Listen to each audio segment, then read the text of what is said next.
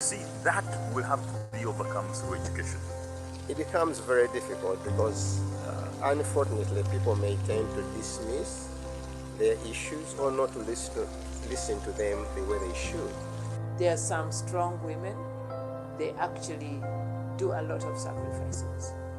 You depend on your spouse to support you, and if you don't have that support, chances are that again you will fall back. But in many of the instances where they've had the support, they've actually been very successful, but at the risk and the sacrifice of the family. Research carried out by McKinsey shows that companies with a greater share of women on their board of directors and executive committees tend to perform better financially. African companies are no different. The report points to the fact that earnings before interest and taxes margin of those with at least a quarter share of women on their boards was on average 20% higher than the industry average. Women are involved in a number of activities and have special interests which men may not necessarily be aware of. When you are discussing issues in general, you need to sit back and listen to what different directors are saying. And clearly, as a chairman, you want to hear from as many diverse backgrounds as possible, because that will help you to form a consensus and come to understanding as to what needs to be done for the particular organization. In its 2016 research, comprising 55 leading companies based in Africa, interviews with 35 women leaders, and analysis of the financial performance of 210 publicly traded African companies, McKinsey & Company distilled the following realities. 5% of CEOs are women, 29% of senior managers are women, 36% of promotions go to women, and 44% of senior women hold line roles. In the private sector, Africa performs relatively well on the global stage, with a higher percentage than average of women executive committee members, CEOs, and board members as shown in Exhibit 1. In particular, Uganda's women directors' representation is still below that of its regional peers of Kenya and Tanzania, of 19.8% and 14.3% respectively, and the overall African regional average of 14%. Further, by the time of the survey, with 5 women directors on its 11-member board, East African breweries based in Kenya had the highest women director representation on the continent of 45.5%. However, this has since reduced to 27.2% at the moment. In Uganda, Stanbic Bank of Uganda, then considered having among the highest women director representation on the continent with 33.3%, has also since reduced to 22.2%. UBL has done fantastic on that. Even the bank among Stanbic Bank, also you look at our EXCO, I think the majority of EXCO are women. It's got to be deliberate effort. They're out there, but it's a question of trying to get them and then create an environment for them to be able to perform. So there's need for support of the women. There's need for deliberate action. And also, the women that have been successful should be able to also pull up the women that have potential. Numerous initiatives have been taken to improve women representation on boards. On the global stage, some countries including Malaysia and the state of California have put in place relevant legislation stipulating quotas for women representation on the board. Following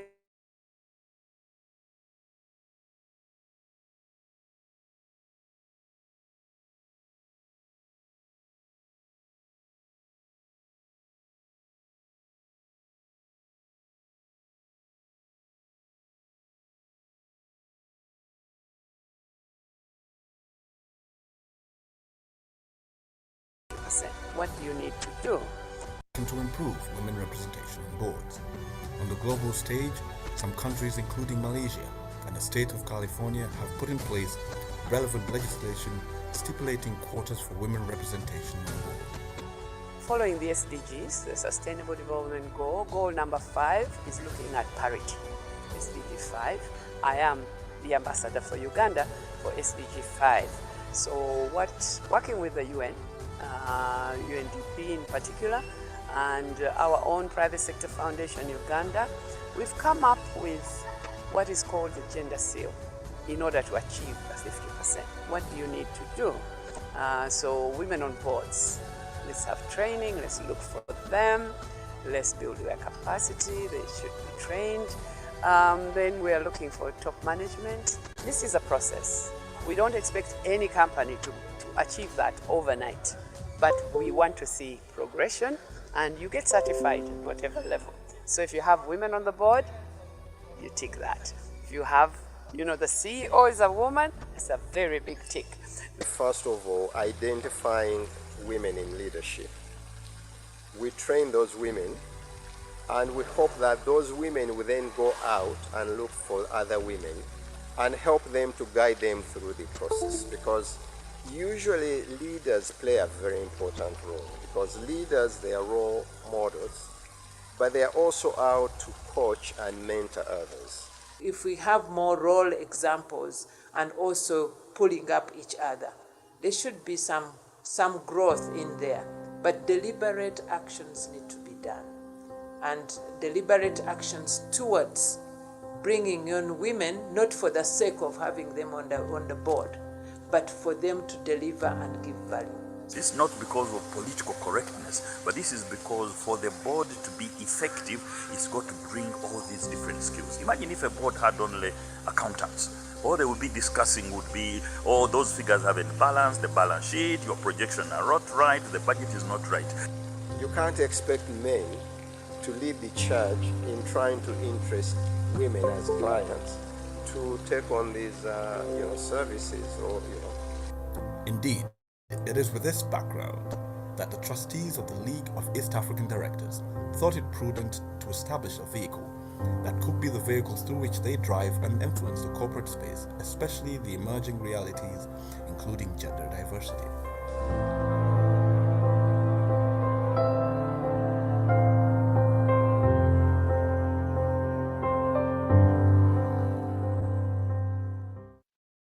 Hello, good afternoon, everybody. You're very welcome to this session. My name's Ivan Kalema, and I'm standing in for our moderator, Mr. Donald Wagumbulis, who couldn't join us this afternoon due to unavoidable circumstances. That is, he took a COVID jab, and that disorganized him a little bit. So I'll be standing in for him, and we are so happy to have you here this afternoon for this session on the body, mind, and soul of an effective member. It will be an interactive session. We'll be having all of you interact with the presenter, Dr. Nora Njuba Bwaya. Let me just go ahead and introduce our presenter tonight. Dr. Nora Njuba Bwaya is a certified executive coach, organization development and change consultant, facilitator, trainer, and public speaker with experience spanning 4 careers, that is accountancy, marketing, insurance, and coaching, in 21 countries across 3 continents, Africa, Europe, and America. As a coach, she has served top executives in over 100 organizations.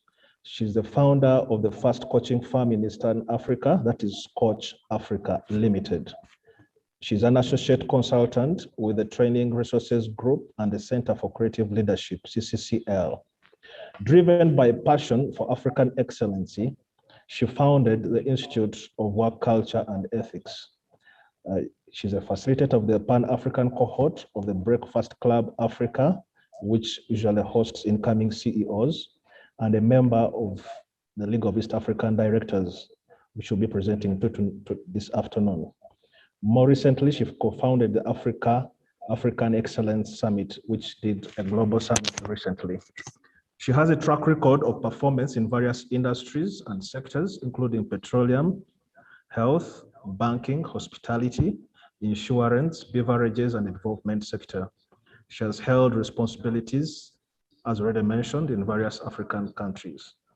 She serves on a number of boards, including Equity Bank Uganda Limited, Alliance Africa General Insurance, Majestic Brands Limited, the Institute of Work Culture and Ethics, Coach Africa, and previously Katutandike Uganda and Lion Insurance Company of Uganda. She holds a directorate in executive performance from Middlesex University, UK, and she's a credentialed professional certified coach, PCC, international with the International Coaching Federation. She has a bachelor's degree in commerce, specializing in accounting from Makerere University, and various certificates from the Harvard Business School. You are very welcome, Dr. Nora, and we look forward to a very exciting session with you this afternoon. Welcome. If you can say hello to the participants. Thank you so much, Ivan. Yeah, we'll straight away go into the session. I'll just ask a question that will set you on the path to your discussion this afternoon. We've read your broad profile, which is quite encouraging and worth writing home about. As an executive coach that has interacted with several boards in different industries and public, private, and non-profit entities, and also a board member, if you can share with us your experience, your story, how the events of the recent past, specifically maybe the COVID, but not limited to that, have influenced your perspective, your body, mind, and soul as a board member, as the theme of this discussion is. Tell us how it has affected your perspectives. Thank you. Okay, thank you so much, and good afternoon or good evening, members. It is, first of all, I need to say thank you. I haven't gotten an opportunity to say thank you to LEAD. We got the beautiful boards by Patrick Dunn, I think. And yeah, there is quite a lot that we've learned from there. And especially in these difficult times, it is always good to get back and see what is supposed to be the case. So talking about my experience over the past about 1 year, maybe getting to 1.5 years now, we've gone through quite a lot. It hasn't been easy at all, because for all the boards that I belong to, especially sometime mid last year, we went through difficult situations, and for two organizations, it was like both ends of the spectrum. One was doing so well that it was difficult to now meet the expectations of the clients. And then the other one was doing so bad that we were really struggling to survive. And whichever side you are, as a board member, it is a tough situation, because that big change happening all the time gets you in a mode that is sometimes not so comfortable. And actually, talking about body, mind, and soul, it is during that time that I started asking myself, all right, so we've learned a lot about corporate governance. And I think I hadn't thought about me as a board member, an individual board member, being that I'm the raw material that the organization would have looked at to bring me on board.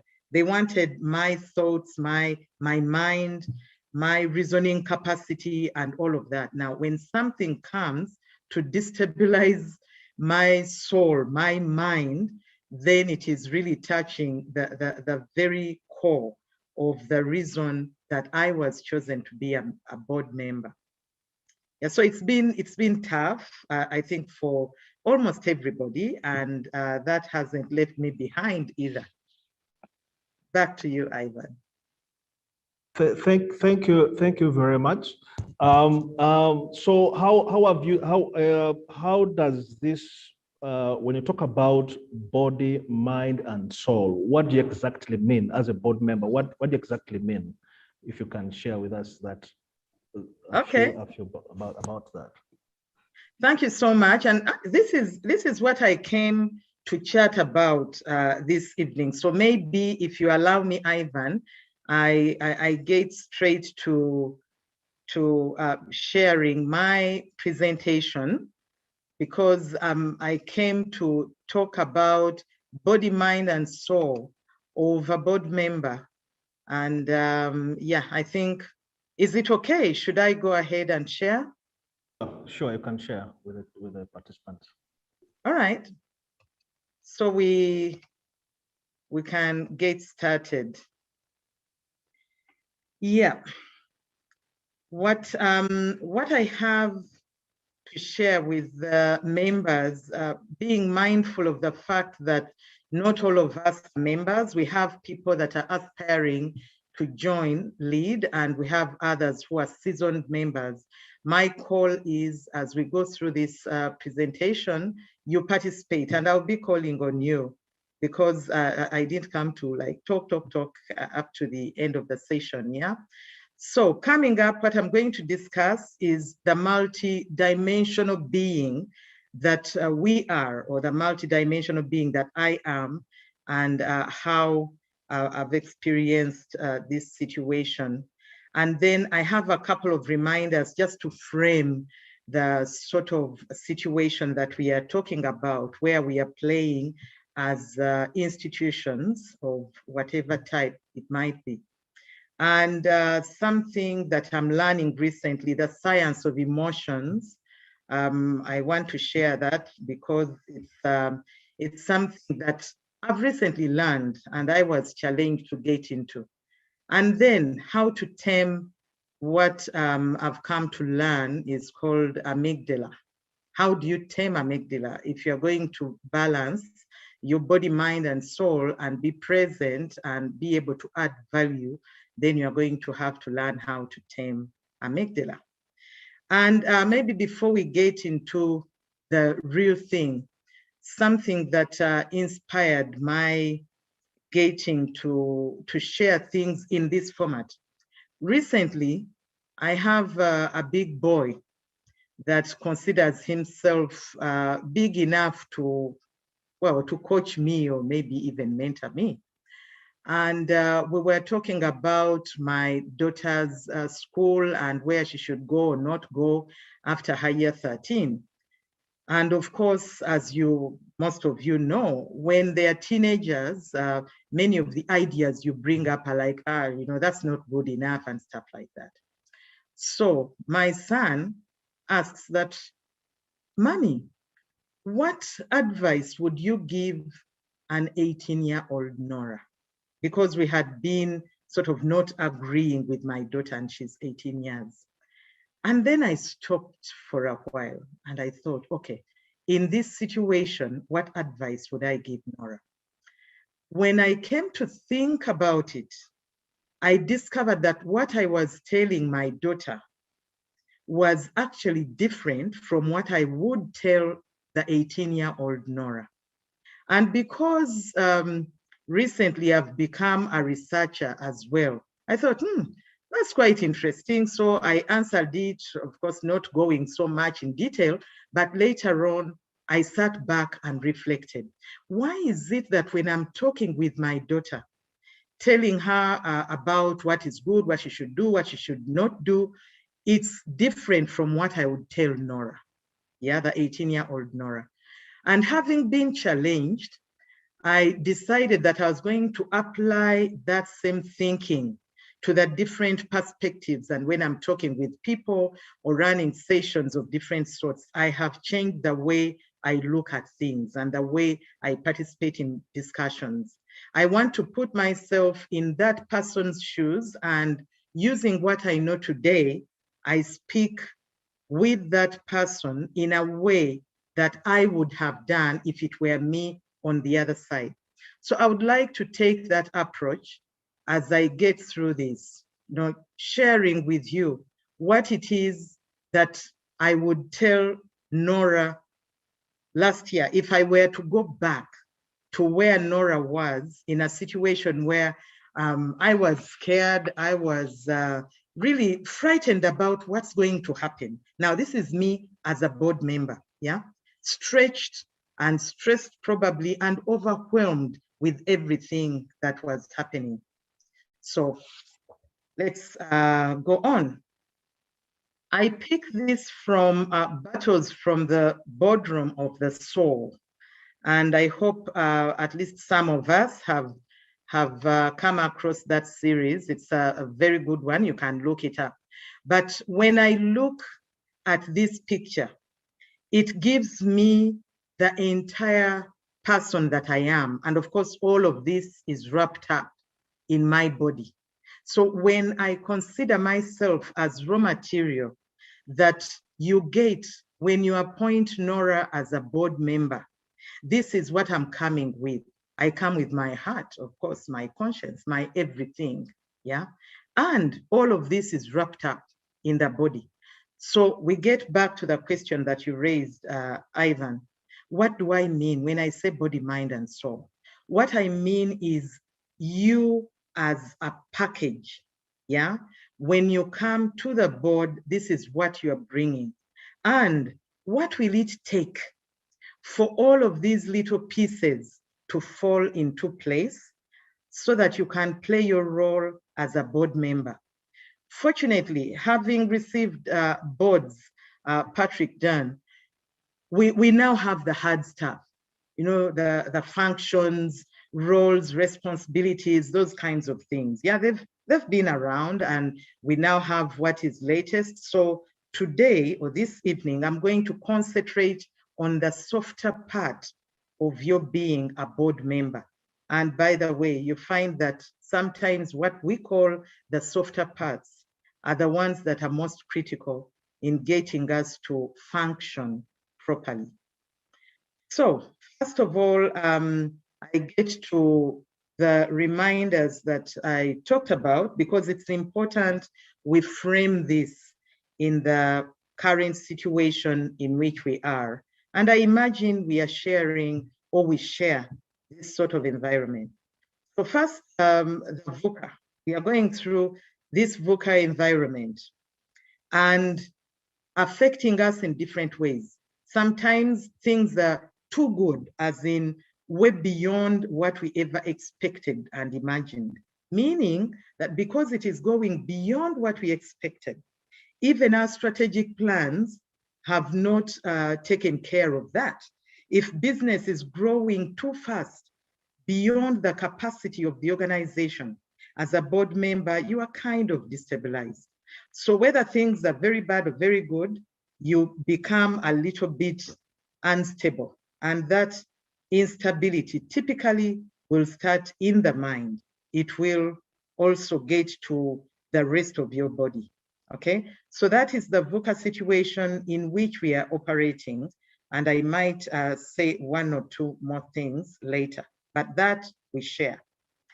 And then an illustration of the different perspectives that we have in the consider your typical organization and the structures that we have across the organization.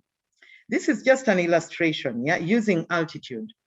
The higher you go, the broader you see. I see much more when I'm up 400 feet or whatever. This isn't science, so please do not worry about whether, yes, a helicopter can get that high or whatever. But the point I want to make is, when you're sitting at the highest level of governance in an institution, you see very little detail, but you see broader. You know what is happening with the rest of the external stakeholders and things like that. Now, the person that is a leader as a supervisor is right where it's happening. And that person is very, very good at what is happening right now. They can see the needle, they can see everything. They know who came to work today and who didn't, and who is feeling in whichever way, yeah? So now we need to work together across all of these different levels, each one having a different perspective. So the question then is, what is it that is going to help this institution to run together as one when everybody has a slightly different perspective? And I wish I could get, let me just open my chat and get to see. I request you kindly post in the chat, what is it that is very, very critical in this situation? We all have different perspectives. Things are happening very, very fast.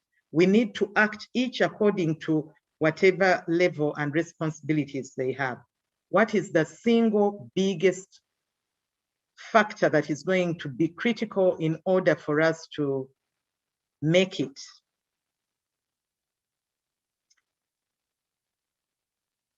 And Ivan, you probably will help me to tell me whether there is anything in the chat or a hand. I want this to be participatory. I need one person or a couple of people to tell me what is most critical if we have to move across the different levels and move as one, and yet we all have different perspectives. That's the question before us. It's going to be a long evening if you are not participating.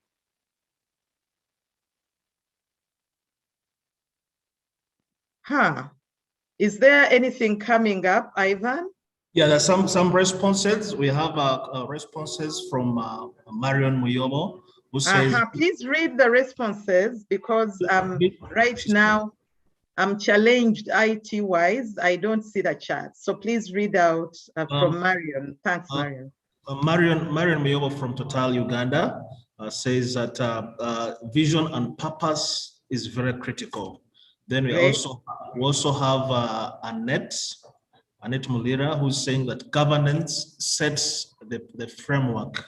Then Josephine Olok, an IT specialist, says that empathy is the master key to everything. Then we have Chairman Patrick Biabakama, Chairman of NSSF, said common goal and objectives is what you should have. Then we also have, let me just do one more question. We have some response from Dr. Samuel Okech, who says clarity of roles and responsibilities. So more questions, welcome. And then Dr. Robin Chibuka, who is the director with lead and also chairman of Standard Chartered Bank, says having an open mind. Okay, great. Thank you so much. Indeed, we have a lot of wisdom in this virtual room. And all of those above are actually right. And if we are to have this vision and make sure that it is going across, and it is the right vision, and in this environment, things are changing very, very quickly. The conversations we have with each other become very, very important. And now conversations are not just conversations. The way you speak, the tone, the kind of emotion that you bring to the conversation, where you're coming from, is very important in causing me to buy in or not to buy in. Now, when things are happening the way that they are happening now, and they've been happening, you don't have much room to get back and correct. So you better get it right first time. And typically cultures run from up to down. So if you're bringing this culture of panic and everybody's running around, then there is going to be a little bit of a problem. So this is where I was last year, getting to know that how I connect with everybody across and, through vertically and horizontal is going to be critical. And yet inside me, it's like, I'm boiling. Oh my God, what's going to happen? And now, if I do nothing, it means I'm going to take that kind of emotion to run it across the entire institution. So I better be sober if I'm a good board member, so that I can bring the whole of myself, and in this difficult situation, use my body and my mind, to be as creative, more creative than I have ever been. So as we dive into this, I would like us to take a poll. As a board member in this environment that you are facing, and you know your different institutions, what is your current mindset? There is no wrong or right. I just want to take, it's like a dipstick. I'm checking what it is we are working with right now. So kindly take the poll. What is your current mindset as a board member? Now, if you have so many boards, pick the one that is most critical for you, yeah? In that role as a board member for that institution, what's your current mindset? Please take a poll very quickly.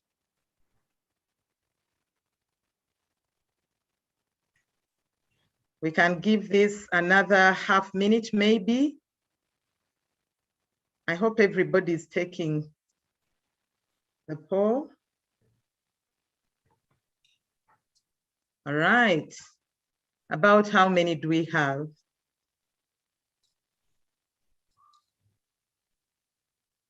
So far we have 69 responses so far. Oh, that's good enough. Thank you. You can publish. 69%, okay. All right, anxious. Yeah, this is how we are feeling. 38% of us are feeling anxious. And then we have 31, excitement, yeah? And then we have those that are like overwhelmed, an entire 19%. Now, that isn't very different from what you will find if you were to take this poll anywhere else. This is our current situation. And now I'll be taking the excitement as the sort of the norm for this group. So we are feeling anxious, yes, and that's not a bad thing. Yeah, it's just a thing. It's when it comes to feeling, it will be just a thing. So let me share with you, at the height of my feeling anxious and overwhelmed and all those things, which was, I think, second part of last year, there were many webinars that were running all over the place. So one time I chose to attend a webinar by this wonderful lady, yeah, Gabija. I don't know how to say her other name. So Gabija, you can Google her. She has a lot around neuroscience and emotions. I attend this session and I'm like, okay, you know, the sort of thing you would go to because probably there isn't much else you would be doing. I just chose, let me just hear about neuroscience. And I came to learn something that was so critical to me. It put me at ease. Some of you know me, I have a tendency to panic and be very anxious. But from the time I attended Gabija's session, I learned a few things that have caused me to become really calm and to draw on my capacity to innovate. And because of that, I chose, when I talk about body, mind, and soul, I'm going to take that as my base. So again, I'm going to call upon all of you to participate in this. We are going to use the annotate function. So use annotate, and I want you to answer that question by putting a tick or a stamp or anything under any of those headings. What is the newest, most recent addition to the human brain? Now, the way you use annotate, go at the top of your Zoom function. Yeah, at the top there is the black bar. Or if you have a different kind of Zoom, you will pick view options. When you pick view options, you get a drop down and there'll be something like annotate. You click annotate, you go to stamp. When you pick stamp, you pick any of the stamps. Like now I have chosen the heart, and you place it anywhere you want, just the way I've done it now. So you go to view options, or at the black ribbon on top, you pick annotate, you go to stamp, and you pick whichever stamp you want, and come and put it where you see the space here, down under the line, any area where you see. You can choose to participate anonymous, or if you don't mind, you can show your name. So please vote, put a stamp or tick or something wherever. Okay, I need to see participation, please. Have you all found your annotate? Have you found your annotate? If you found it, yeah, at the top ribbon, or you go to view options, yeah, again, it is right at the top. You pick annotate, you go to stamp, and you pick any type of stamp you want. Thank you. I see a couple of them under amygdala. I have a couple under limbic system, and I have one under prefrontal cortex. Okay, is that all? All right, since we don't have much time, I'll move on. I really wish we had gotten, you can even guess, it's okay, you can guess. I just want to see color on the screen. Yeah, if I may ask, Doctor, what when you say amygdala, what do you mean? What does amygdala mean? The limbic system, if you can put them into context.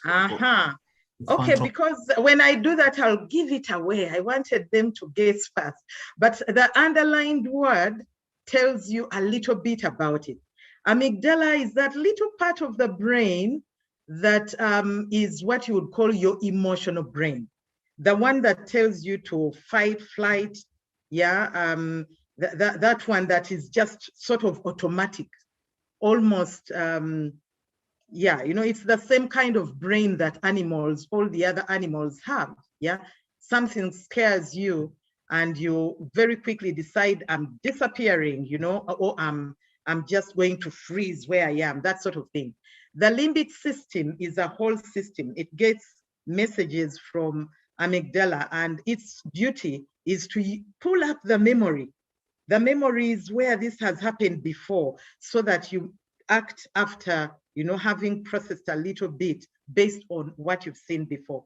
And then the prefrontal cortex, so just the cortex, is the executive brain, you know, thinking and then planning ahead. You know, that typical thing that board members do is mostly in the executive brain, the one that will take time to reflect and consider things, and, you know, it is more creative.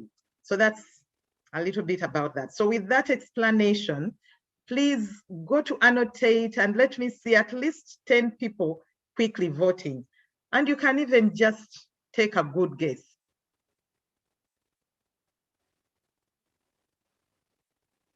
We won't have any more? Okay, that is fine. Okay, that's fine. Let's carry on. Now, the answer to this, let me just clear and we move on. Okay, so the answer to this question is actually your executive brain. It is the newest, most recent addition to the brain. The amygdala has always been there, and every animal you think about will have their amygdala. That is the reason for their survival. Otherwise, they won't know whether danger has come, and this time they need to hide or run or fight or that sort of thing. Now, that has implications. It has quite a number of implications for us, because the prefrontal cortex hasn't developed as much. It is a more recent addition. Most of the time, what we do, how we react, if we don't manage, is going to be based on the amygdala. And this is what I've learned. And by the way, I'm not a scientist. This is information that I'm putting out as something that has changed the way I look at myself and the way that I run. For example, when I'm having a conversation, I will, in my mind, start thinking, this person with whom I'm sharing, are they likely to be using the amygdala, or are they applying their cortex? And depending on my conclusion, I might handle the conversation differently. And it has given me quite improved sort of results, and that's why I'm sharing it. Now, looking at it from, just so we get to understand what this is very quickly, because this isn't the main gist of this discussion. The amygdala is that portion, you see, that little tiny green thing, very tiny part of the brain, yeah? And it is reactive, it is very, very fast, yeah? The prefrontal cortex, the bit that we need, it's called executive brain for a reason. This is where you apply the reasoning, you know, considering different pieces. It tends to be a more positive part of the brain. However, it is slower in acting. So when something happens, amygdala will be the one to pick it first. So for example, you could get angry or anxious or whatever. And unless you've learned how to tame amygdala, you will act very quickly. Yeah, because for it, it's meant to react. Yeah. The cortex takes a lot of blood, it takes a lot of energy. And so your body has learned over many generations, if there is a conflict between, do we send blood to amygdala, do we send blood to the executive brain? Your body will send the blood to amygdala because that is how it survives. Now, this is the problem. Amygdala might be a very tiny part of the brain, but it is so strong. It is like the elephant. So in that, on the right-hand side, you see the elephant. So amygdala is like that. It's the elephant. Now, the prefrontal cortex might be a big part of the brain, but it is much weaker in terms of, you know, like, should I say physical strength? So consider your cortex as the person who is riding the elephant. So this is what happens to you when, for example, you are very anxious, or you are angry, or you are too excited, or that sort of thing. Even love, if you are too much in love, this is what is happening to you. You get what they call the amygdala hijack. So that is, in that picture, that's what is happening to your brain right now, to your, you know, your system. The system has been taken over. Your executive brain has been subdued, which means if you are talking with your management, as let's say you are a board member, talking with your management, at this time, you could end up saying anything because amygdala is in control. The elephant has gone off, it has gone wild. And by the way, things to do with emotions are very difficult. It's not a matter of saying, oh no, cool down, Nora, you know, that doesn't matter much. Just calm down and talk nicely, or, you know, like explain the point, be creative.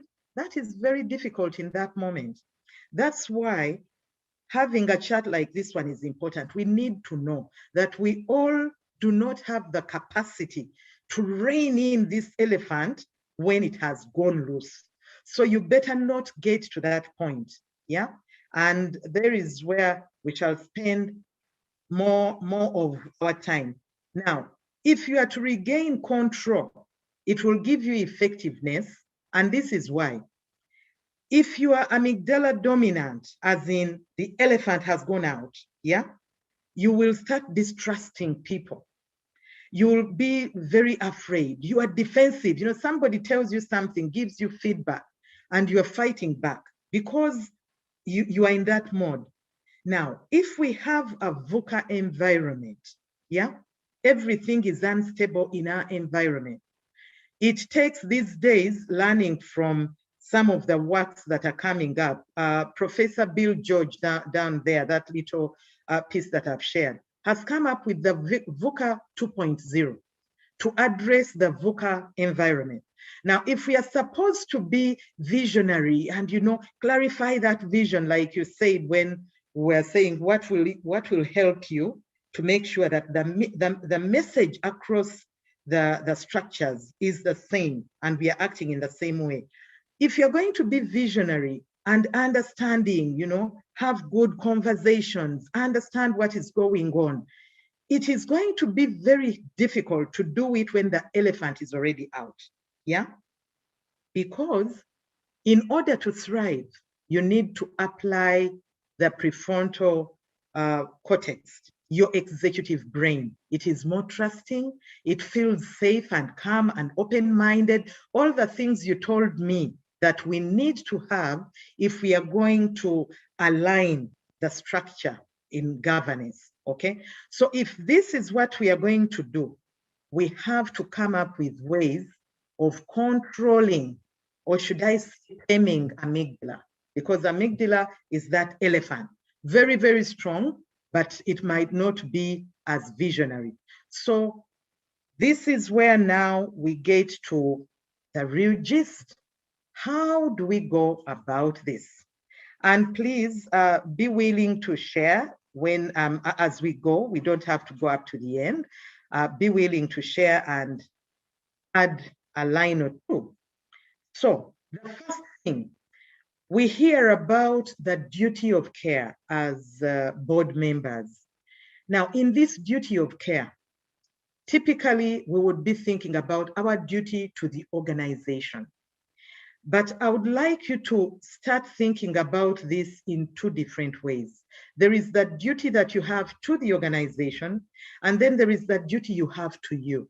That duty you have to you is reining all these members of your multidimensional being, reining them in so that you are in control, that amygdala does not take over, okay?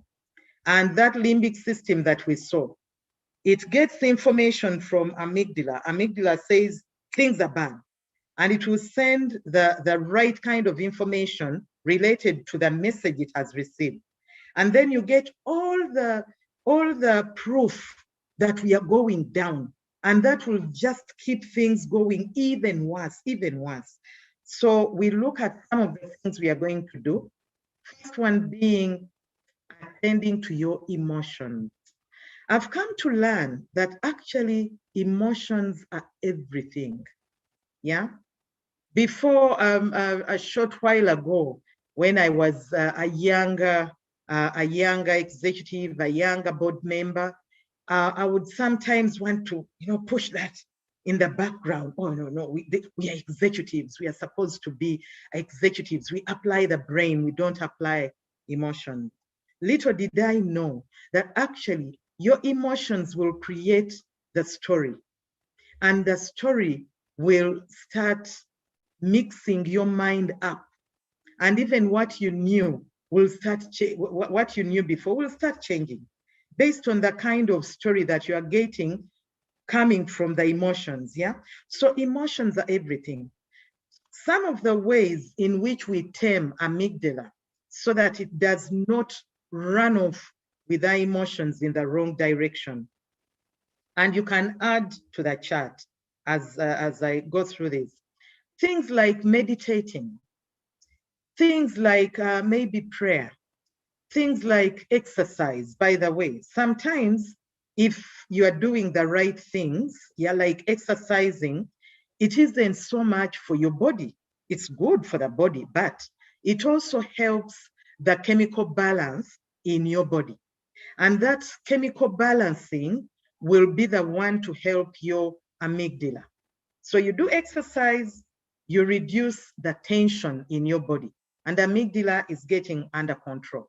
You talk with friends, sometimes just calling up a friend and saying hi and laughing away. And I believe in laughter as an exercise, maybe because I'm getting lazy now, because they said 10 big belly laughs will be equivalent to 30 minutes of exercise. So I choose to laugh, just laugh away. Don't take life too seriously, yeah? And all of this, the things which will cause you to be calm, maybe talking to your children. Okay, some children will cause you to go the other way. But anything that causes you to calm down will help your amygdala. So when we are in a meeting, in a board meeting, at the beginning of the board meeting, if you want your board members, now I'm speaking with the chair people, if you want your board members to be present, to give you their creativity and be at their best, it's not a waste of time to create just a chat time. Yeah, take some five minutes or maybe 10, do something. You could have a laughter exercise. You could have a little bit of breathing exercise. Good breathing will tame your amygdala. You could have somebody tell a story how they've taken care of themselves, or you know what's the latest good news that we have. Let it be part of your standard board agenda, because when people come to the boardroom, they need to calm down before they can become as creative as you want them to be. And I hope you will continue sharing different ways in which you can get to calm down your emotions so that you tame that big elephant. Then I go to the body. The body is the one place that you can't afford not to look after, because all of these guys here, they will be residing in this body. So if the body is not strong, it's going to be very difficult for these guys that are at the party to be, in their right senses. Like I said, we are multidimensional. So things that help us look after the body, this, in addition to the exercising and what? Garbage in, garbage out. Yeah, what we eat. And I'm not saying you become a goat, but it is important to remember that whatever you eat will affect how you do things around you, even how you negotiate. You're a board member, you have this big meeting tomorrow. You don't want to be going out to eat this big fat steak. Yeah, it's going to affect the pace at which you think. Yeah. So look after the body, look after the mind, because this is like the engine, yeah? The kinds of things you read, the seminars or webinars you take, what book are you reading right now? What videos or films do you watch?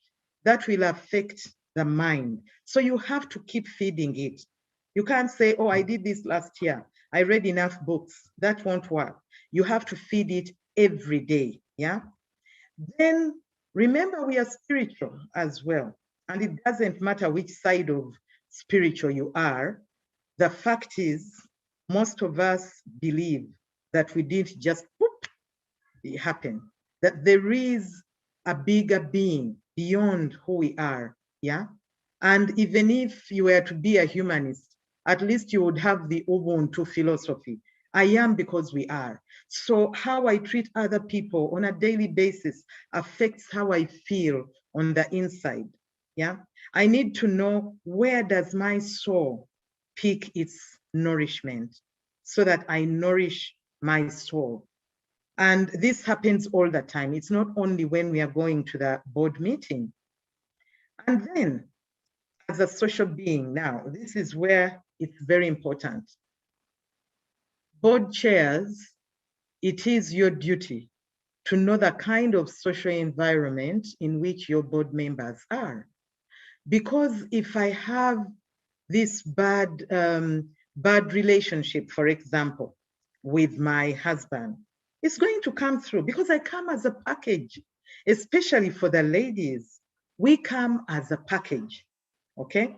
If I have these bad memories, if I'm feeling bad about myself, I will not have the creativity that you need. I'll not be able to dig deep and find that maybe example of a solution that others are going to build on. I will be negative.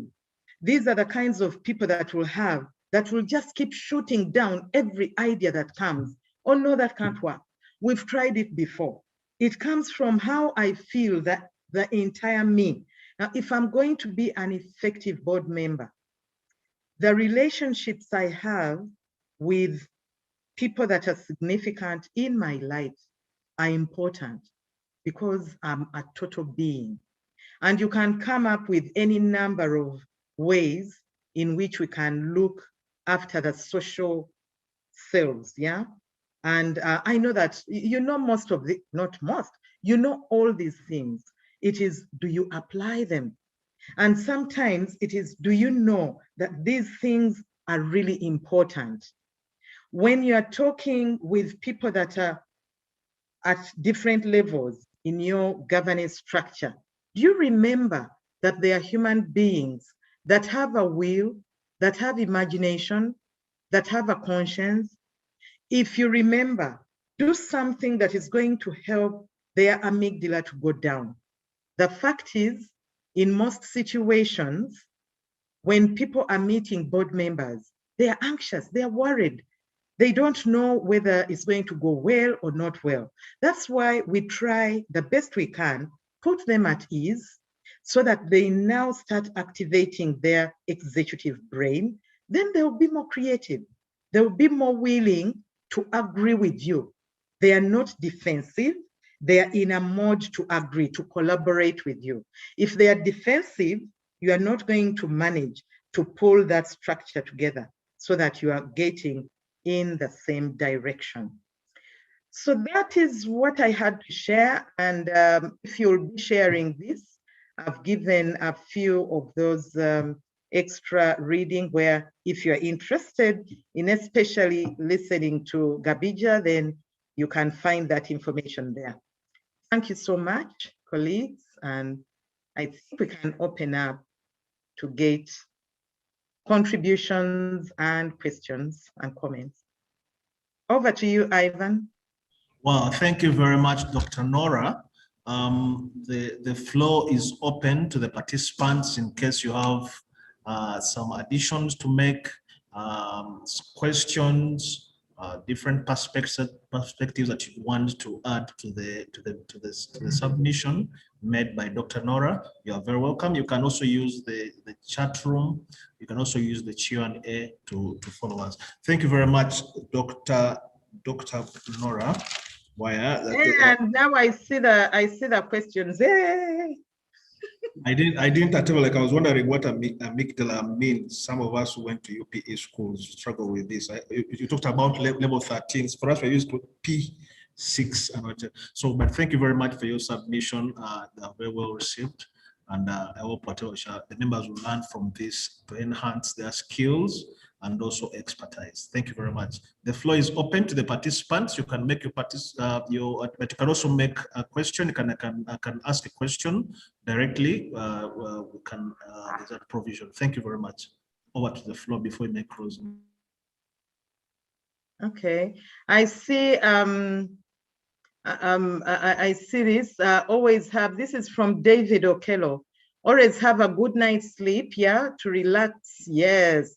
That is very good advice, David, and one that I need personally. Yes, certainly a good night's sleep will give you, will help you to manage amygdala. Thank you. And somebody saying, I hope you can share the presentation. Sure, that goes to Ivan, because Ivan, you have the presentation. Yeah, that's Dr. Robin Chibuka. Thank you very much. Greetings, Dr. Robin Chibuka. Thank you very much for your feedback. We'll share the presentation. But also, if you have some experience to share, Doctor, you're welcome to the floor. Thank you.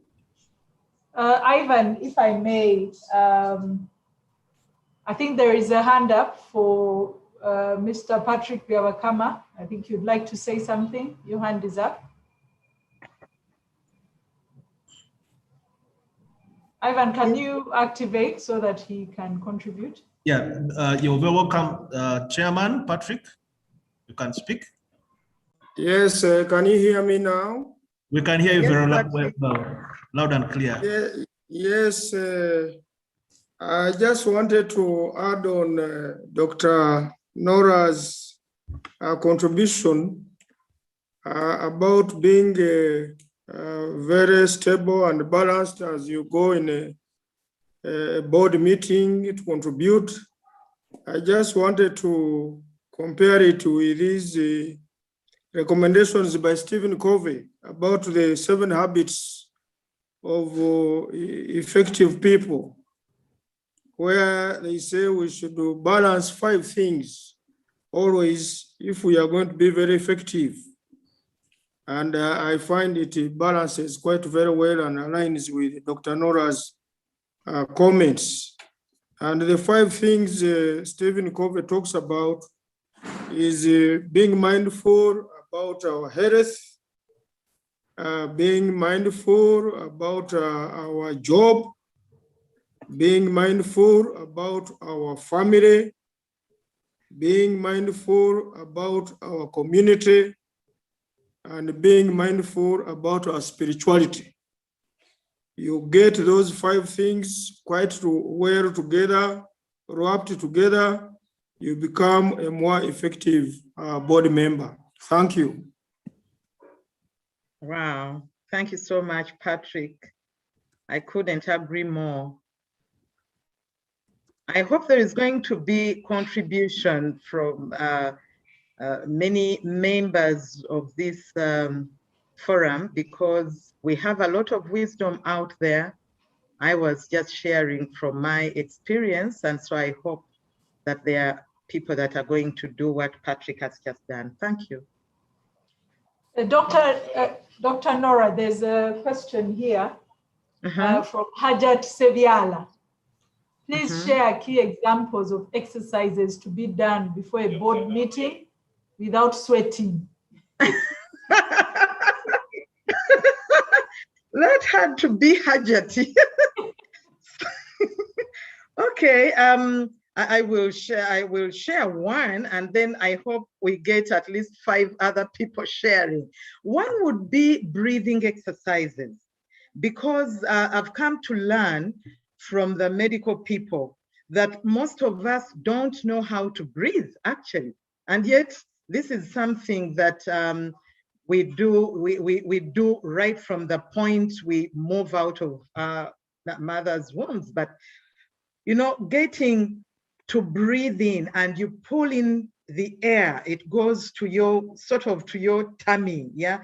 And then you hold it. At a count of 4, you breathe in,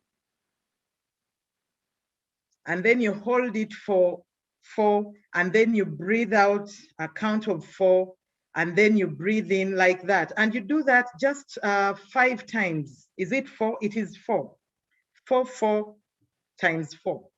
Yeah, that helps. So let somebody else, Gertrude, give us one as well.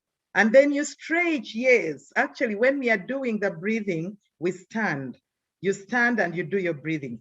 The other one, of course, is laughing. When you have a good laugh, Hajati, you will find that, you know, what they call a belly laugh. You people, you know how to laugh. You have a good belly laugh until you feel you are kind of running out of oxygen. Then that will help you to take in a lot of oxygen. You do that a couple of times, you are ready to go. I want to hear other people's ideas. Gertrude, maybe.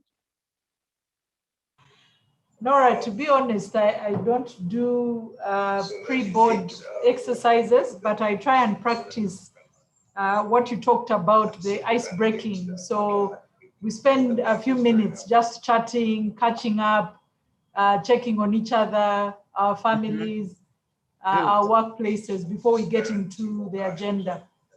Great job, great job. You do a great thing. Thank you so much, Gertrude. And I see Marion is saying exercises. Thanks, Marion, for sharing this. Close your eyes and drop your hands to your feet with the back, I don't see well, to your feet with the back of your legs straight. Count up to 20. Okay, thank you, Marion.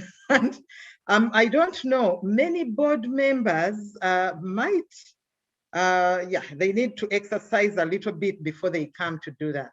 And that won't make you sweat. It's a very good exercise.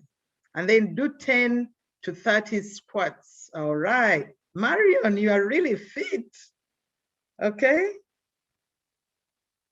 Any other contribution, question, comment, challenge? There's one from Mr. Jimmy Mugerwa. FCU Bank, says, Nora, thanks for a very engaging presentation. I'm wondering what new skills should we be looking for in new board members to enhance some of those points you have raised? Now, I don't know whether it is a skill, or you would call it, whether it's a skill, a practice, a competence.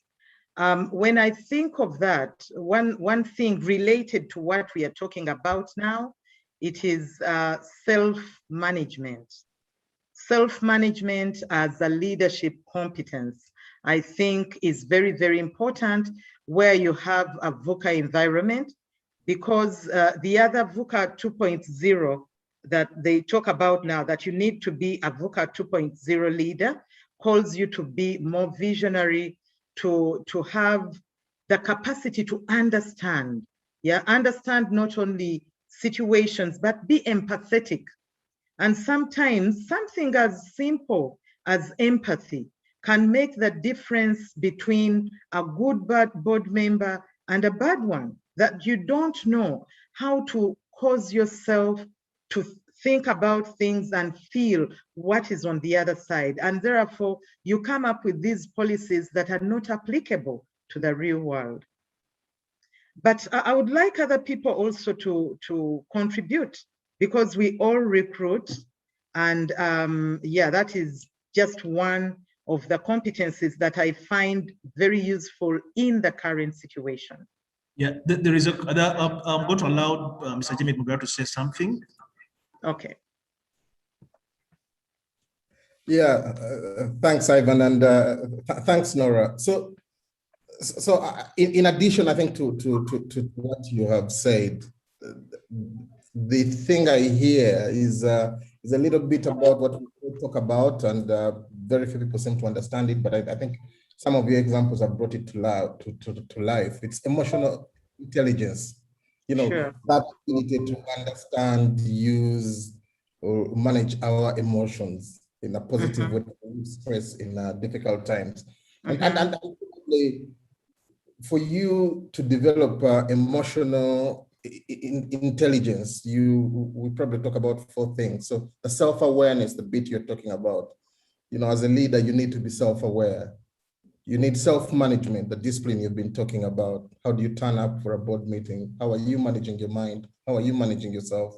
Then the social awareness, who do you interact with? And maybe the last one, which has also become very, very important during this pandemic, has been around how we manage the relationship and the relationship management. So that would be my contribution. Thank you so much, Jimmy. You couldn't be more right. And it all starts with you being aware that emotions are important. Your emotions and other people's emotions. And the day you learn to manage yours and also manage the relationships based on what you know about people's emotions, you are right up there.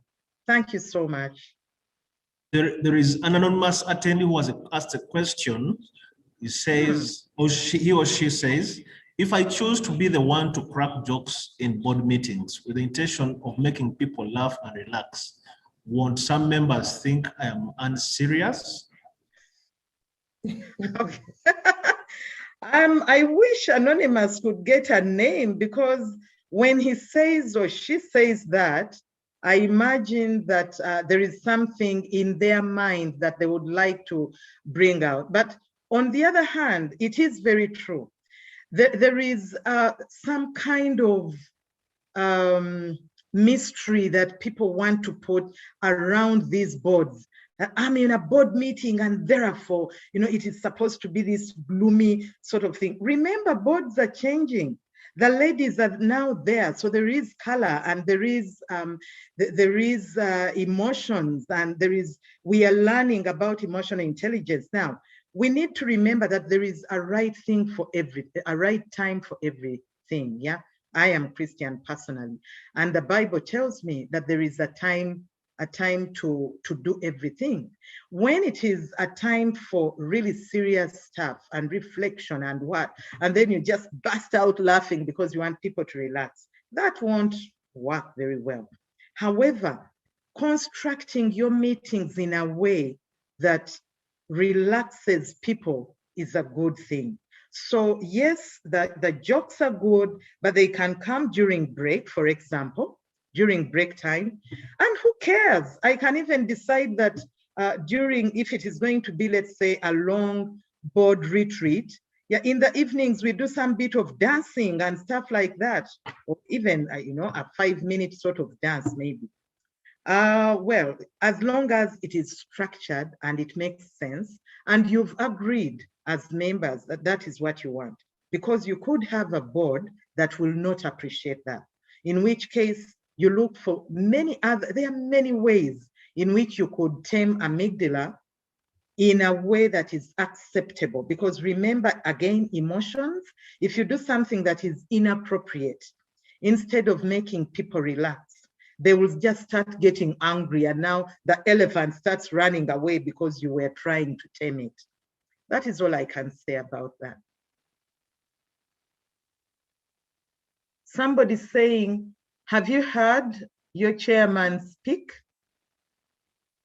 Chairman? Okay. Is this Martha? I don't understand what Martha means, Ivan. I think Kato actually supplementing the chairman, but I think that's okay. But there was, I don't know if there is Sorry, Ivan. Sorry, I think Hajat Sebiala wants to say something. Her hand is up. Okay, let me just, okay. And then after Hajat Sebiala, there's a question from, or a comment from Rita Balaka. Okay.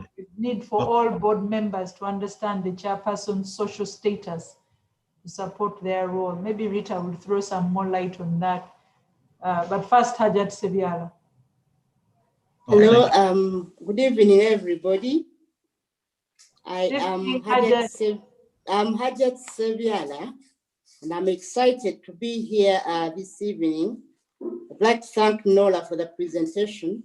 And then I'd like to comment on her final, the comment she's just made, that now there's a lot of color, boards are changing because ladies are now joining the boards. It is good, yes, there is color, which is very, very good.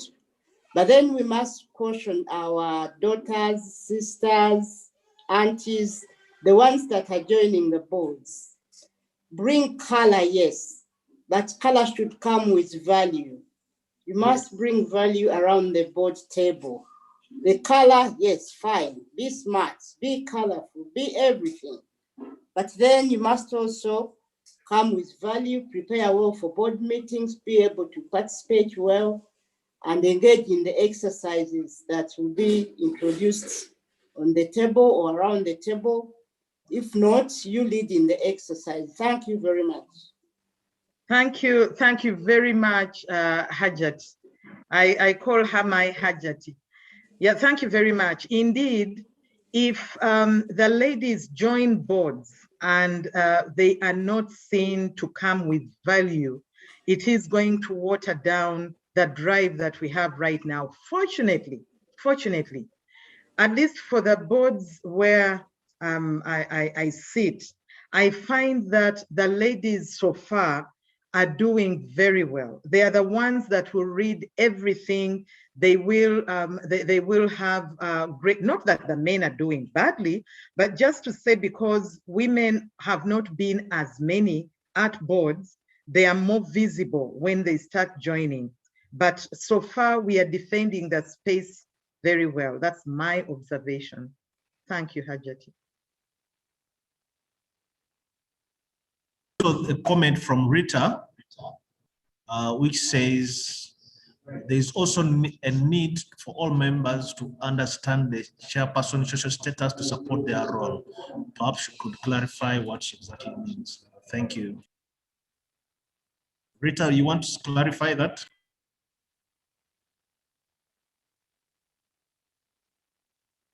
Is Rita there? I don't hear her.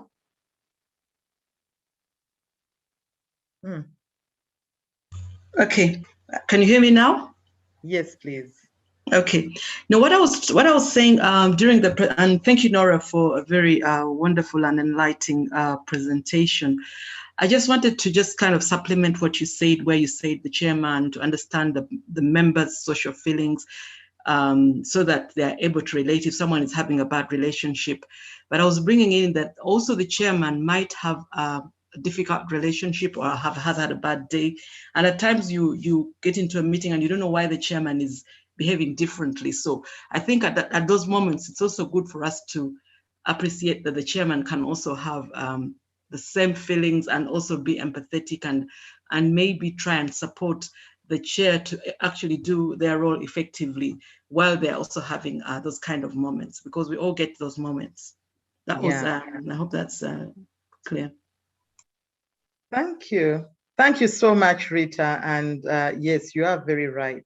We need to support, especially the chairman or the chairperson, because they're at the apex. If things fall apart at that level, then the rest of the institution is really going to hurt. So thank you for that insight. And a hand up from Chairman Patrick Yamakama. Yes, thank you very much. Maybe my last comment. My last comment is about the VUCA model, which Dr. Nora showed us, which involves volatility, uncertainty, and complexity and ambiguity in these difficult days, especially as of recent. I wanted to compare it with another similar model, the DICW,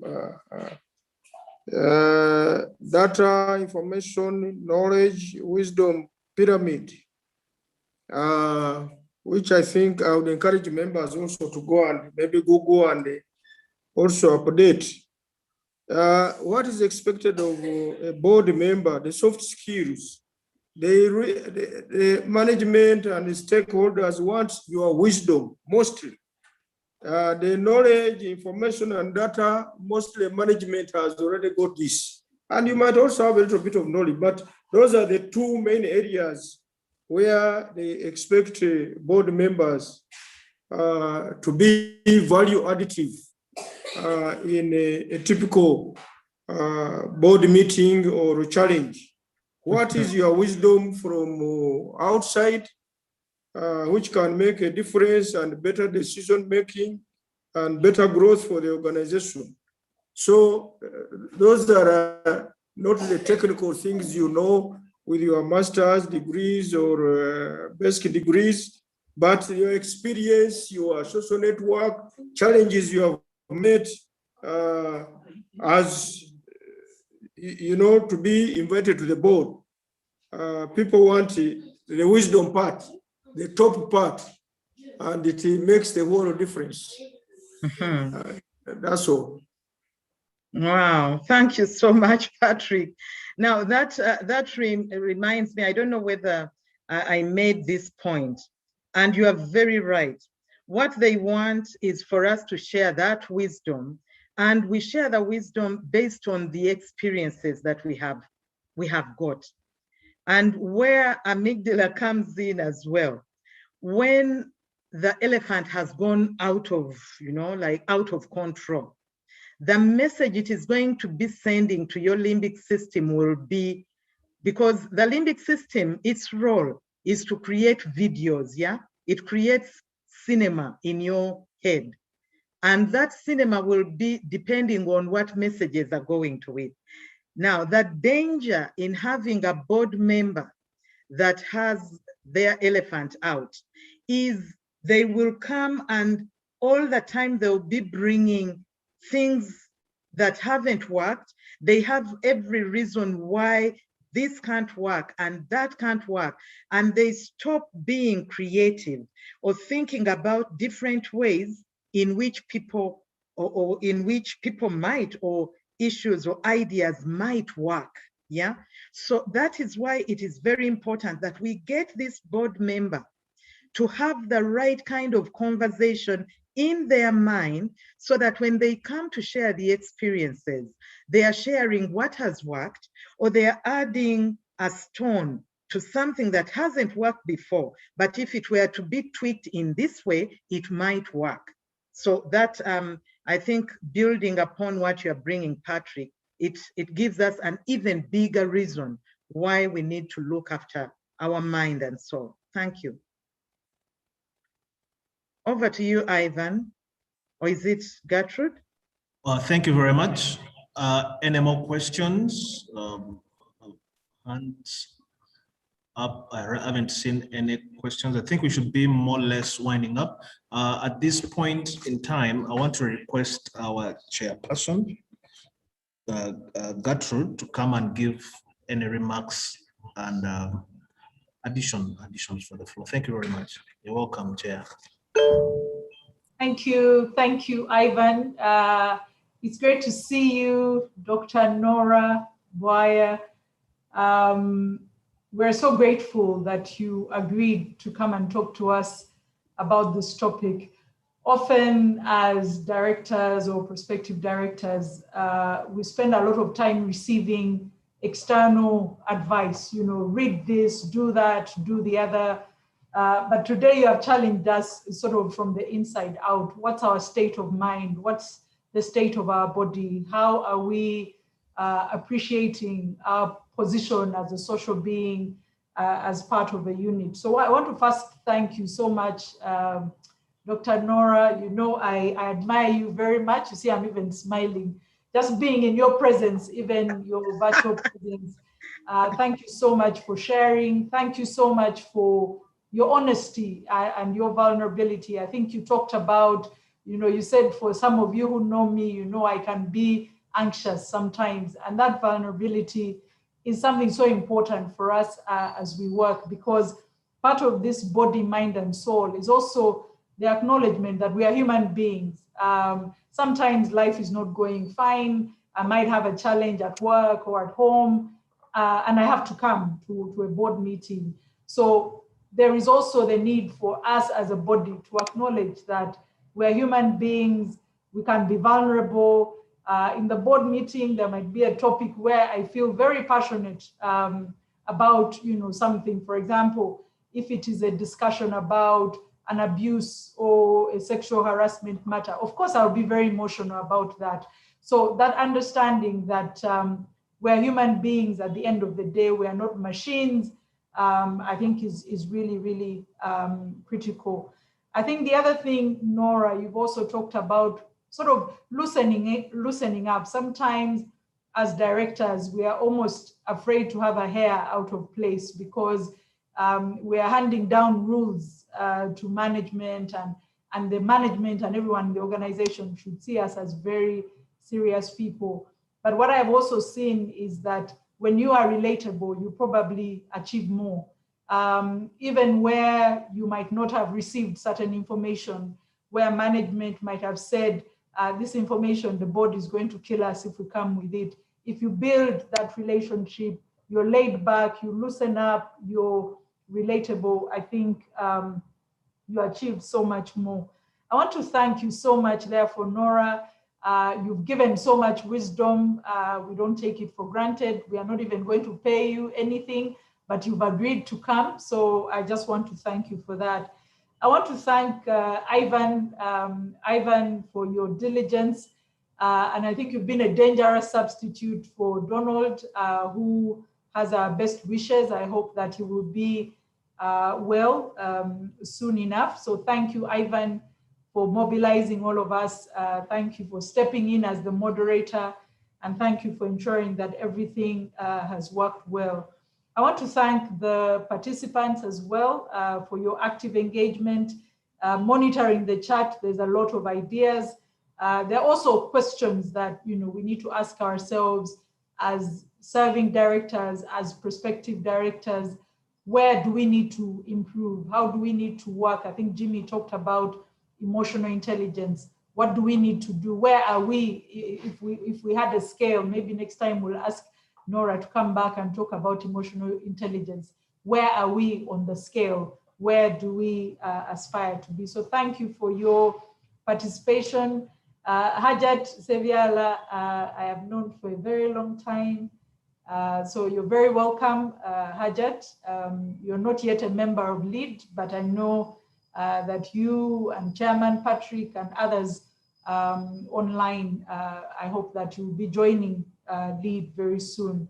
I want to close by thanking everyone for the time, but also just to put in a word, some of our members have recently been appointed to boards. I think Nora, you're one of them. We celebrated you the other time.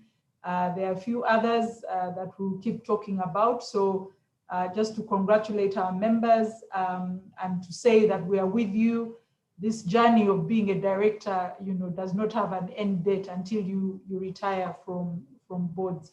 So thank you very much. I think I saw somebody asking about the presentation. I will leave Nora to advise on that. Recently, I attended a webinar where the presenter declined to share a presentation, and for very good reason. She said, I have done a lot of talking and my slides will not really tell the story and I don't know where they will end. So I will leave Nora to make the call, whether she wants to share the presentation or to provide the links, whatever the case may be. Thank you so much for your time.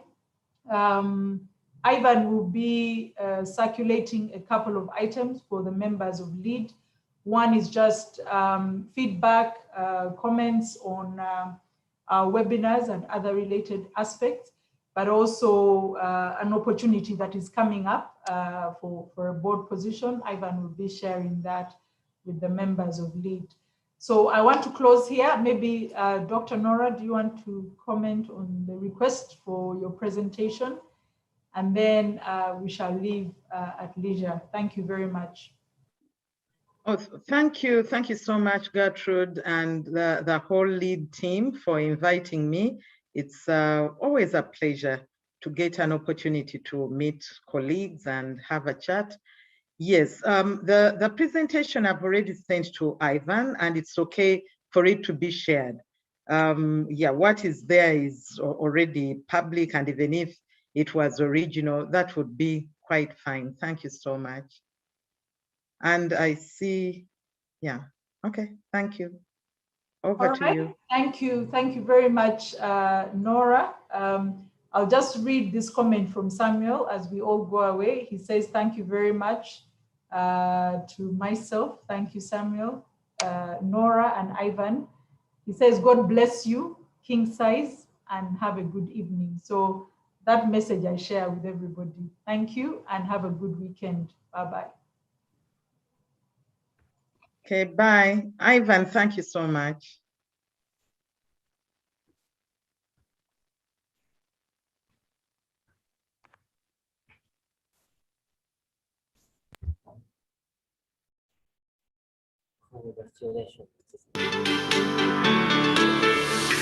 Welcome to this edition of Diligence Inside America's Boardrooms. I'm TK Kerstetter, and I'll be your host for today's show. Today, we have one of our annual events, and that is to look at the highlights of PwC's 2020 Annual Corporate Director Survey. And joining me, who's somebody who is on top of all this information and data, is Leah Malone, who's the Director of PwC's Governance Insight Center. Welcome, Leah.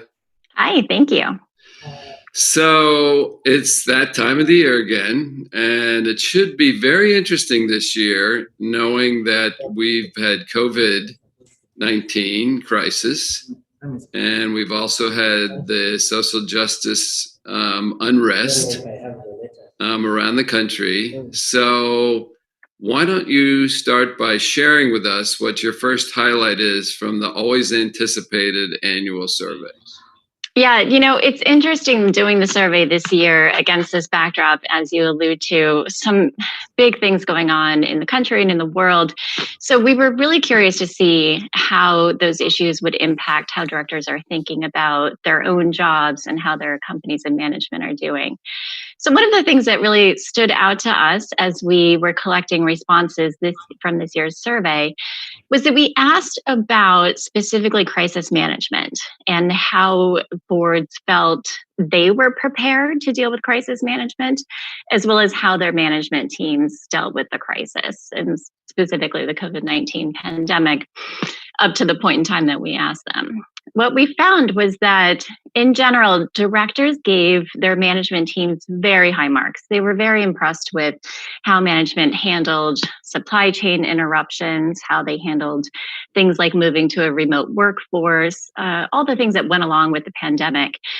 Even though those of us from kind of a customer or client angle may not have felt that all of those issues were perfectly addressed by management, board gave them high marks. But when we asked about how boards felt about their own preparedness when it came to crisis management, we were really surprised.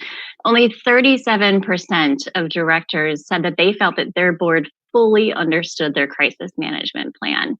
This number is quite anemic, much smaller than we would have hoped, especially at this moment when crisis management plans were very much coming into play. And the idea that boards didn't really even understand how their companies were meant to be managing these issues as they popped up. I think there's a big opportunity there for boards and management teams to really focus going forward. So, no surprise. I mean, this crisis, we've been preaching for how long, on this show, and you guys from the center, about the importance of preparing, and either doing dry runs or making sure that they know what's happening here. So I hope this is a sort of kick in the butt that people, reemphasizes the need for doing some crisis planning at the board level. So. Exactly. And, our advice to boards and to management teams now is to take this moment. Obviously, we've only gone through, one element of this continuing crisis, but to take this moment, if you haven't done it yet, to look back at your crisis management plan, what worked, what didn't, what needs tweaking, and start putting those changes into place now. I really think there's kind of no time to lose on that topic. So with all the stakeholder-centric discussion and the social issues, I'm sure that ESG played a big part in your survey this year. It did play a big part. And I think we were surprised again with the results that we saw when it comes to ESG. On the one side, I think we saw some decent improvements. When we're asking directors about whether ESG topics are on their board's agenda, we saw nice improvements in the percentage of directors saying, yes, their boards are talking about these issues. They're making their way into board meetings. We also saw an increasing percentage of directors saying that they think ESG disclosure should be a priority for management to be focusing on. But we were a little bit disappointed in some other ways as well in terms of the elevation of ESG issues in the board. We still see only about half of directors saying that their board actually understands ESG issues. And only 38% of directors think that ESG issues actually have a financial impact on the company. So there's a bit of a disconnect between directors drawing the line between the ESG issues that investors are pushing on so hard, thinking about how those things work in the company and how they matter to the company. And from there, how it impacts the company's bottom line, if not today, in the future, because that's what investors are really pushing on. It's not ESG for the sake of ESG. It's ESG because that's what gets to the company's long-term strategic plan and plan for the future. So last year, there was a significant gap. So has it at least narrowed a little bit? Because last year, there was a real gap between how investors felt and in turn how boards felt. I think we are seeing a narrowing. And like I said, there were some areas where boards are reporting improvement in terms of talking about the issues, elevating them in the boardroom. For instance, a greater percentage of directors think that issues like climate change should have an impact on company strategy. That's encouraging, again, not for the sake of climate change, but because it gets to this idea that company strategy, in particular long-term company strategy, needs to be bringing other things into the mix, thinking about how climate change will affect the company. Issues like human rights, immigration, all of those topics, more directors are saying that company strategy should incorporate those ideas. Well, when we talk about ESG, you can't sort of talk about it without talking about diversity. Yeah. And, probably more than gender this year has been sort of racial equality in the C-suite in the boardroom on that side. So what in the survey this year, what sort of questions or angles did you attack relative to diversity? Yep. So the diversity questions, there's sort of two angles that we take. One is diversity efforts at the company, and the second relates to board diversity. So as to the first point about diversity at the company, we asked directors whether they supported the idea that companies should be doing more to promote racial and ethnic diversity at the company. Overwhelmingly, directors agree with this idea. 84% of directors say that companies should be doing more in this area. But when we push on that question a little bit more, we asked about what types of non-financial metrics should make their way into executive pay plans, with the idea that what gets measured gets done. So we asked about things like, should safety be a part of your metrics? Should customer satisfaction? Issues like that aren't directly related to the bottom line.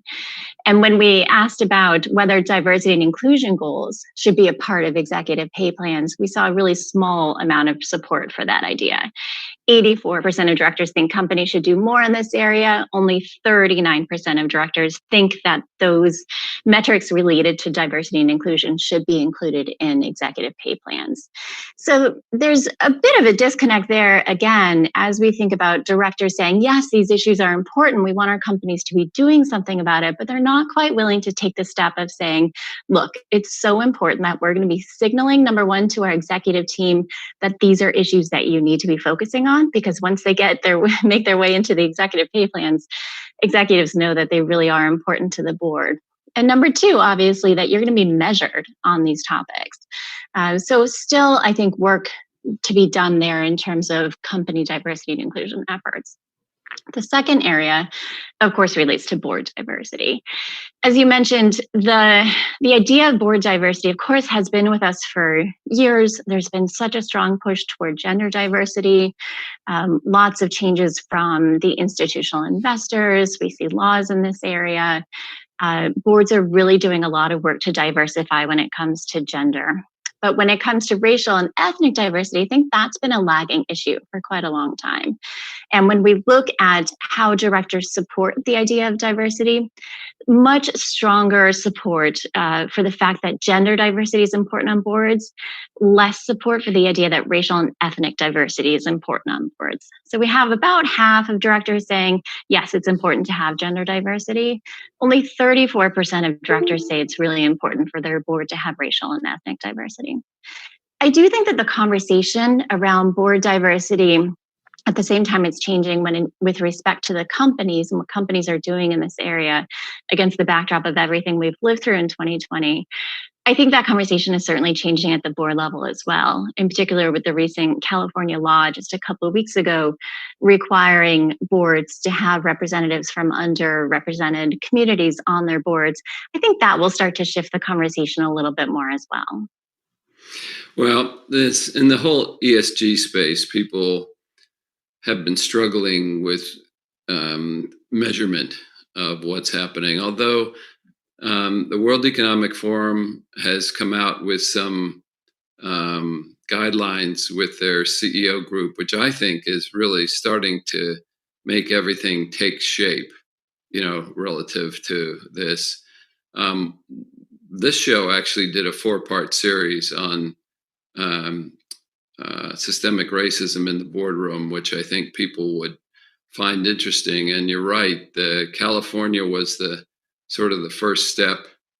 And also just recently, Starbucks has announced that they were attaching compensation goals and targets to their senior management and the compensation plan. So typically when a large company like that makes that move, the institutional investors will, point to that and start to put pressure on other companies to sort of follow suit. So all that's going to be interesting, I think, to watch.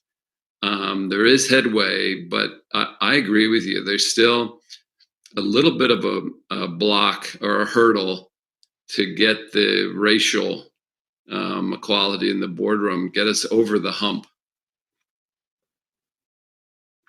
So I can't possibly interview you without asking for us to look at the infamous question about how directors feel about replacing that somebody on their board should be replaced.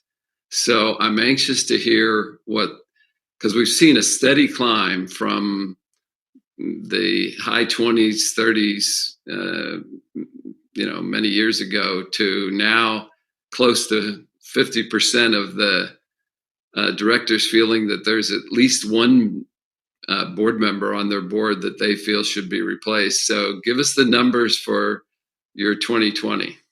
Exactly. Yes, 49% of directors say that at least one of their fellow directors on the board should be replaced. About half of those directors are saying it's not just one, it's two or more than two who should be replaced on the board. As you say, we look at this number every year, and it's once we get the survey results back, it's one of those questions we turn to right away to see how the number is changing. I think we always expect it to start ticking down at some point as there's such continuous focus on board composition, on board turnover, refreshment, bringing new voices into the room.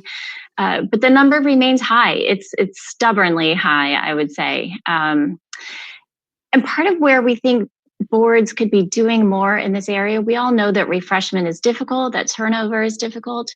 In particular, as we're asking directors about their practices on their board, what we find is that there's probably an insufficient focus on succession planning inside boards. So only about half of directors say that their board actually has a succession plan that they share with everyone. About a third say that succession planning is ad hoc on their board, that there really is no plan to speak of until someone raises their hand and says, okay, I'm getting ready to retire. 10% of directors say that there's no plan at all. So when we look at that and what the next chapter will look like, if there's no plan in place at all, how can we get somewhere when we don't know how we're going to go? So that's an area that we really encourage boards to look at, and for board leadership to really focus on. At a minimum, it's not always about starting to push out directors, but once you come up with a plan of what we want our board to look like 2 years from now, 5 years from now, 10 years from now, what types of skills and expertise do we want on our board? What do we want our diversity makeup to look like? That can start to give the directors on the board a sense of, okay, now I know where we're going. Let's think about how we all either fit into that picture or start to move, rotate off of this board and into other opportunities.